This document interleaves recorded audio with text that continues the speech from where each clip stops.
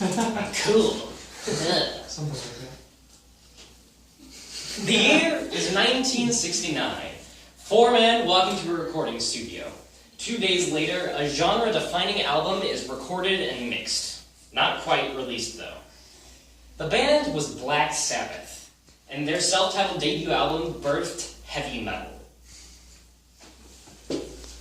The opening track to this album paints a murky, distorted picture of music, with its lumbering tempo, effects of rain and bells, and its evil, distorted guitar riff.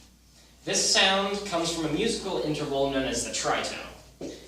It's since become one of the defining trademarks of heavy metal, along with, obviously, distorted guitars, fast tempos, and bleak lyrics.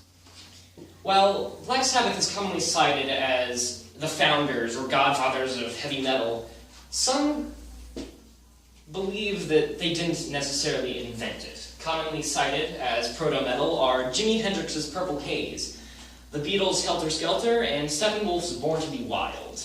This last song in particular is of note because it's one of the first recorded instances of the phrase heavy metal in this context, and its lyrics celebrating motorcycle culture. However, it wasn't used to describe the music.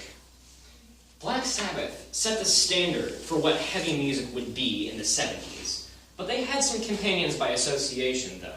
Led Zeppelin and Deep Purple, also from England, are commonly mentioned as companions of Black Sabbath, although they never committed themselves to heavy metal, and they're really described as such. They're more hard rock, and there is a distinction.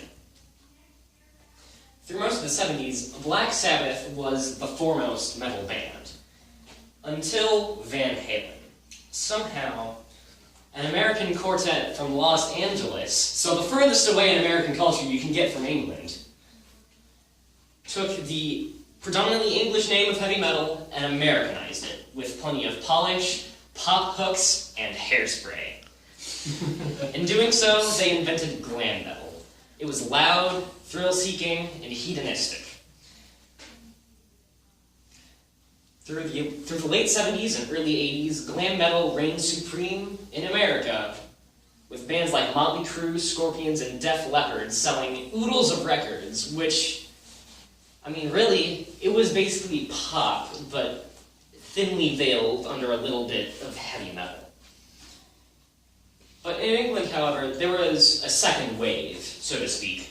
The new wave of British heavy metal had a lot of different bands with many different ingredients they brought to the table. Judas Priest defined the fashion of heavy metal with leather spikes. Not leather spikes, that would be weird. With leather and metal spikes. This affected the glam scene as well as future subgenres. With epic instrumentals and soaring vocals, Iron Maiden let metal fly high. And then there was Motorhead. With beefy bass guitar riffs and, most importantly, an unrelenting desire to go fast, this quality often got this band confused with the punk movement. While its own distinct style of music, punk rock should be recognized as an influence on certain subgenres of metal.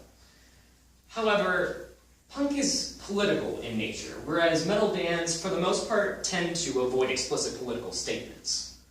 All three of these movements happened at around the same time, from the late 70s into the early 80s. But in America, remember, glam metal was still the most popular perception of what metal was. But in California, in the mid-80s, a revolution was brewing among young and hungry musicians tired of the pop and hairspray. The year is 1983, and metal will never be the same. A little band called Metallica gets a debut album lined up, settles on a final lineup, and thus thrash metal was born. It was loud, fast, and most importantly, it was angry. They had a dedicated fan base before they even released a debut album. That's how much the fans loved the live shows. And they weren't necessarily alone in this. Commonly cited as the big four of thrash metal are, obviously, Metallica, Slayer, also from Los Angeles, this is the most controversial band of the four, Megadeth, which, interestingly enough, was formed by former disgruntled Metallica guitarist Dave Mustaine, and He formed it pretty much immediately after he was kicked out. There's a lot of interesting history with the rivalry between Megadeth and Metallica that would merit its own speech. And then from New York came Anthrax. They were the only band to not hail from California. They're probably the least important of the four. And throughout the late 80s, the mid to late 80s, this is what the most extreme branch of heavy metal was. But towards the end of the decade, it got more extreme, faster, harsher vocals. And this eventually led to the formation of death metal. The band Death is arguably the original, and it is the origin of death metal, a lot of people say. Closely related to death metal is black metal. To be honest, I love heavy metal, but I still don't really know the difference between death metal and black metal. The thing is, though, black metal was very popular in the early 90s in Scandinavia, so Sweden, Norway, Finland. And there was a distinct community of black metal fans who took it too far. And I should take the time to say this now. Metal music is no stranger to controversy. From countless annoyed parents to the PMRC, the public loves being outraged at heavy metal. The Parents Music Resource Committee, PMRC for short, are the group responsible for putting those little black and white stickers that say explicit content parental advisory on the front of your favorite Motley Crue albums. And so, obviously, these self-righteous wives of Washington senators, that's really all the group was. They had a U.S. Senate hearing, and 3 musicians testified. 2 of them were hard rockers, but the third wasn't just a metalhead. Folk singer John Denver, the Country Roads Take Me Home guy, testified in the U.S. Senate to protest this government censorship. I mean, because that's what it is. It's a soft censorship. It's not the government saying, you can't put this out there. It's the government saying, okay, you can put this out there, but we have to approve it first. Still censorship. The point is, I'm trying to say, my grandma likes John Denver. My grandma's favorite musician testified in front of the U.S. Senate in defense of heavy metal. I just think that's pretty cool. However, the protest from these self-righteous Washington socialites is completely different from what they should have been protesting in the early 90s in Norway. The Norwegian black metal community, they took the music literally in a way that no other band had or really has since to the degree that they did. They formed exclusive, secretive communities, and many of them were Satanist. This manifested in dozens of church burnings, 2 murders, and a suicide, all committed by members of that movement. Disclaimer: as much as I enjoy the broad umbrella of heavy metal, I do not in any way condone their views or actions. They were extremists and should be labeled as such. Moving on back across the pond to the United States, the early 90s were an eventful time. A Texas outfit called Pantera burst out of an awkward shell into one of the most of the important metal bands of the early 90s. They took some thrash sensibilities and slowed it down some from fast to medium range tempos, and that somehow made the music even heavier and more intense, thus popularizing groove metal. Pay attention to them, it comes back into importance later. A year later, in 1991, Metallica released their 5th album, The Black Album. It's called this for its minimalist cover art. And this is... Not only did it birth 5 of their most well-known songs, and 2 of the most important and recognizable metal songs ever, it also went on to become the best-selling metal album of all time, boasting supposedly 20 million record sales. total, I believe. Around the same time, almost within months of the Black Album's release, grunge became a thing. Grunge isn't necessarily metal, but it should be recognized as an influence on the culture. Bands like Nirvana, Soundgarden, and Alice in Chains popularized the punk influence movement and made thrash less cool.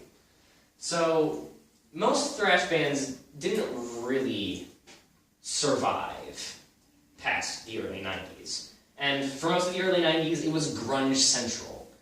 Fast forward to the second half of the decade, grunge is now mostly viewed as a phase. And so, the next big resurgence of heavy metal is ready to make an appearance.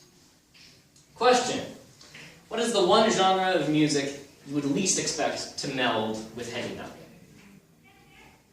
Classical. False. Yngwie Malmsteen. Next. Country.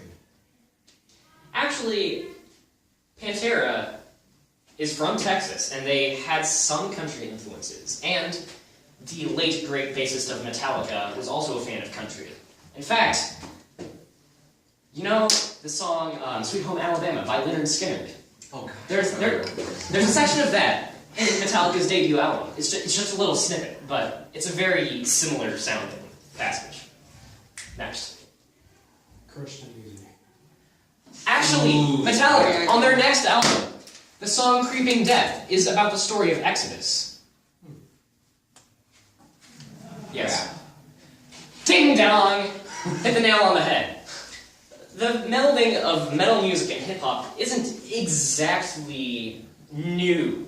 Bands like Rage Against the Machine had fused hard rock and hip-hop, but they weren't true metal, nor were they into this next category. They're a speech entirely devoted to themselves, and you should check them out, they're a great band. This new genre is called nu metal, spelled N-U. I didn't come up with this. It was the late 90s, just let it go. It blended the mid-tempo, hard riffing of groove metal, remember Pantera, with late 90s, early 2000s white boy rapping.